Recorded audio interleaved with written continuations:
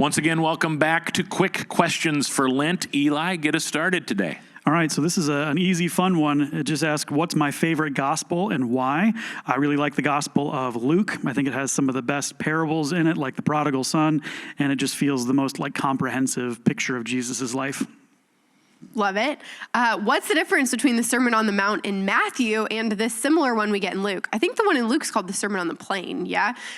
It's slightly shorter, but both of them focus on love.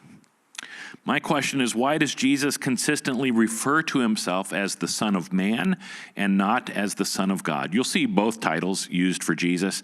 Son of Man connects quite a bit to the Old Testament, but part of what I love about these two phrases is it shows us what we believe about Jesus. He's 100% human and 100% divine. He has to be human in order for us to follow him. He has to be God in order for us to be saved.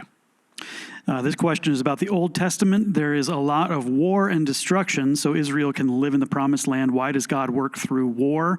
Again, this gets back to free will, that God has designed a place for us to live where we are free to make our own decisions, but also that the world itself has freedom.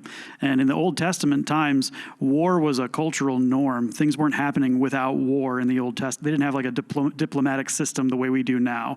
Either it was going to happen through military conquest or it wouldn't happen at all.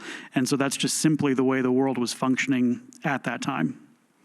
What's the point of reading through the Old Testament? Seems like it doesn't inform my life. Well, it points us to Jesus. And Jesus says that he has not come to abolish the law, but fulfill the law. So it might actually help us to understand what Jesus is actually fulfilling.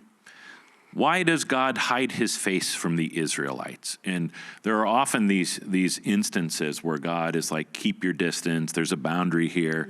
And part of what's been most helpful to me on this idea is the idea of paradox. We believe absolutely that God is a holy God, and we are not holy. And so in order for people who are not holy to come close to a God who is holy, we need something to happen. Of course, that's Jesus. Unholiness, getting close to something that's holy, is going to be destructive. And so God's trying to protect us by hiding his face sometimes. See you next time.